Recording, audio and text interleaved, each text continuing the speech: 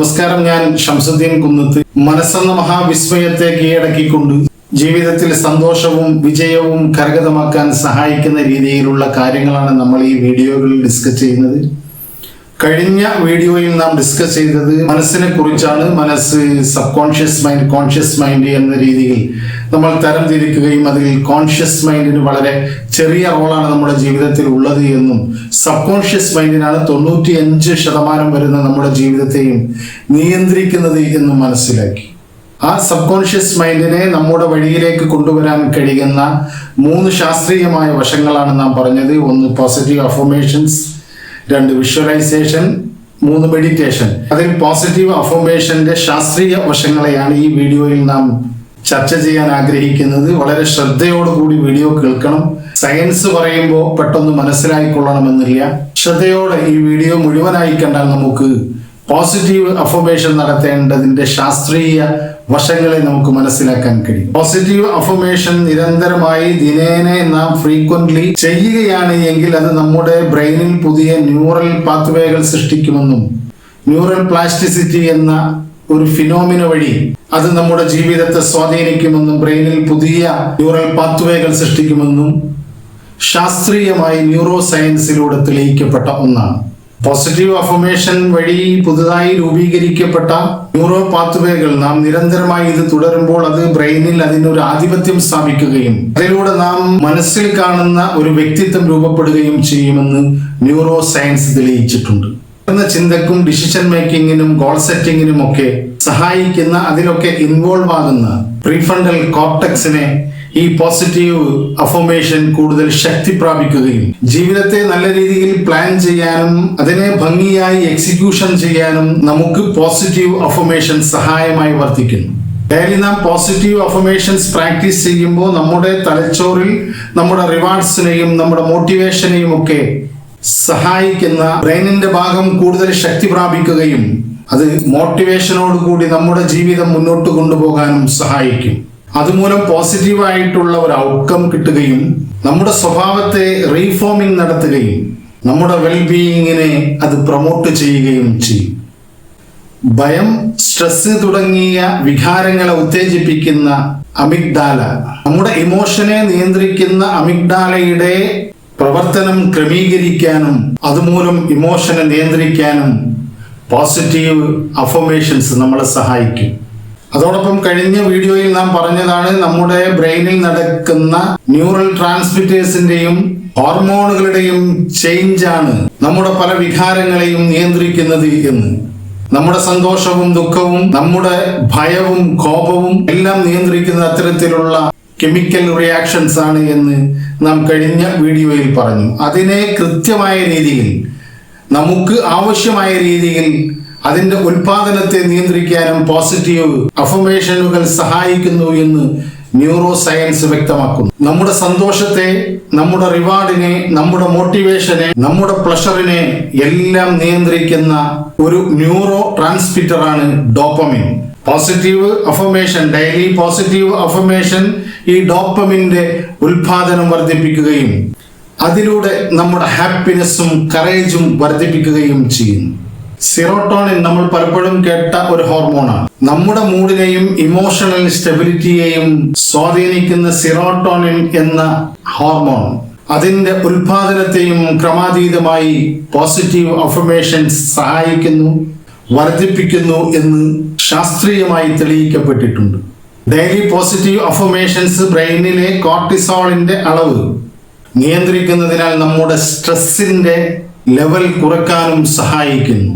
ഇങ്ങനെ ഒരുപാട് ഹോർമോണുകളുടെയും ബ്രെയിനിലെ കെമിക്കൽ റിയാക്ഷൻസുകളെയും നിയന്ത്രിക്കാൻ ഡെയിലി പോസിറ്റീവ് അഫർമേഷന് കഴിവുണ്ട് എന്ന് വിവിധ പരീക്ഷണങ്ങളിലൂടെ കണ്ടെത്തിയ ഒന്നാണ്. കൂടാതെ മനഃശാസ്ത്രപരമായി പോസിറ്റീവ് അഫർമേഷൻസ് നമ്മുടെ സെൽഫ് ഇമേജിനെയും സെൽഫ് എസ്റ്റീമിനെയും കോൺഫിഡൻസിന്റെ ലെവലിനെയും ഒക്കെ വർദ്ധിപ്പിക്കുന്നു എന്ന് സൈക്കോളജിസ്റ്റുകൾ നിരന്തരമായ പഠനങ്ങളിലൂടെ കണ്ടെത്തിയിട്ടുണ്ട്. അതുമല്ലാതെ ഡെയിലി പോസിറ്റീവ് അഫർമേഷനുകളിലൂടെ മനുഷ്യന്റെ ശരീരത്തിലുണ്ടാകുന്ന ഫിസിക്കൽ ചേഞ്ചസിനെ കുറിച്ച് MRI സ്റ്റഡീസിലൂടെ തെളിയിക്കപ്പെട്ടിട്ടുണ്ട്. ഇങ്ങനെ നിരന്തരമായ പഠനങ്ങളിലൂടെയും നിരീക്ഷണങ്ങളിലൂടെയും ശാസ്ത്രീയമായി തെളിയിക്കപ്പെട്ട ഒന്നാണ് ഈ പോസിറ്റീവ് അഫർമേഷൻസ്. ഇത് നമ്മുടെ ജീവിതത്തിൽ മുന്നോട്ടു പോക്കിനെ വളരെ നല്ല രീതിയിൽ സ്വാധീനിക്കും. നമ്മൾ പോസിറ്റീവ് അഫർമേഷൻ നടത്തുമ്പോൾ നമ്മുടെ മൈൻഡിനെ റീവയറിംഗ് ചെയ്യാൻ കഴിയും. നമുക്ക് നമ്മളെക്കുറിച്ചുള്ള ഒരു ധാരണയെ തിരുത്താനും അത് പോസിറ്റീവാക്കാനും കഴിയും. നമ്മളെക്കുറിച്ചുള്ള ഒരു കാഴ്ചപ്പാടിനെ, ഒരു നല്ല കാഴ്ചപ്പാട് രൂപീകരിച്ചെടുക്കാനും കഴിയും. കൂടാതെ നമ്മുടെ സ്ട്രെസ് ലെവൽ കുറയ്ക്കാനും നമ്മൾ ഉദ്ദേശിച്ച ലക്ഷ്യത്തിലേക്ക് നടന്നെടുക്കാനും നമ്മുടെ ഗോളിനെ അച്ചീവ് ചെയ്യാനും ഇത് സഹായിക്കും. ബിഹേവിയറൽ ചേഞ്ചസിന് ഇത് സഹായിക്കും. നമ്മുടെ ജീവിതത്തിലെ നമ്മുടെ ബിഹേവിയറിനെ, സ്വഭാവത്തെ, പെരുമാറ്റത്തെ നെഗറ്റീവായ കാര്യങ്ങളെ മാറ്റി പോസിറ്റീവായ നല്ല ഗുണകരമായ സ്വഭാവ രൂപീകരണത്തിന് ഈ പോസിറ്റീവ് അഫർമേഷൻസ് നമ്മളെ സഹായിക്കും. കൂടാതെ നമ്മുടെ ഇമോഷണൽ സ്റ്റെബിലിറ്റിയെ, എന്തെങ്കിലും കാണുമ്പോഴേക്കും പ്രയാസം വരുന്ന, എന്തെങ്കിലും കാണുമ്പോഴേക്കും ദേഷ്യം വരുന്ന, എല്ലാ സമയത്തും ഭയപ്പെടുന്ന, എല്ലാറ്റിനെയും ഭയപ്പെടുന്ന അത്തരത്തിലുള്ള ഇമോഷനുകളെയൊക്കെ മാറ്റി ഒരു ഇമോഷണൽ സ്റ്റെബിലിറ്റി നമുക്ക് കരസ്ഥമാക്കാൻ ഈ പോസിറ്റീവ് അഫർമേഷൻസ് നമ്മളെ സഹായിക്കും. നമ്മളൊരു പ്രത്യേക സമയത്ത് എല്ലാ ദിവസവും കൃത്യമായി നാം നമ്മോട് തന്നെ സംസാരിക്കുന്നതാണ് ഈ പോസിറ്റീവ് അഫർമേഷൻസ് എന്ന് നാം പറഞ്ഞിട്ടുണ്ട്. കോൺഫിഡൻസ് വർദ്ധിപ്പിക്കാനാണ് എങ്കിൽ ഞാൻ നല്ല ആത്മവിശ്വാസമുള്ള ഒരാളാണ് എന്നും എല്ലാ കാര്യങ്ങളും ചെയ്യാൻ എനിക്ക് കഴിയും എന്ന രീതിയിലും നാം പോസിറ്റീവായി നമ്മളോട് തന്നെ പറയുക.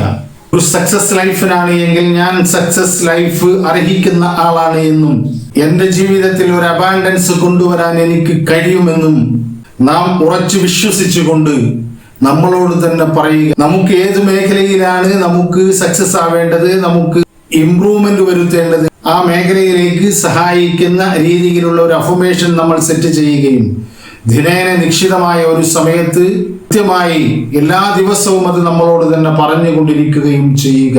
അതാണ് പോസിറ്റീവ് ഡെയിലി അഫർമേഷൻ എന്നതുകൊണ്ട് ഉദ്ദേശിക്കുന്നത്. ഇത് പറയുമ്പോൾ ചില കാര്യങ്ങൾ നാം അതിൽ ഉണ്ട് എന്ന് ഉറപ്പുവരുത്തേണ്ടതുണ്ട്. ഒന്നാമത്തെ കാര്യം സ്പെസിഫിക് ആയിരിക്കുക എന്നതാണ്. കൃത്യമായി ഏത് മേഖലയിലാണ് നമുക്ക് ഇംപ്രൂവ്മെന്റ് വേണ്ടത് ആ കാര്യത്തിൽ ഫോക്കസ് ചെയ്യുക. അത് പ്രസന്റ് ടെൻസിൽ ഞാൻ അതാണ് എന്ന രീതിയിൽ പറയാൻ ശ്രമിക്കുക.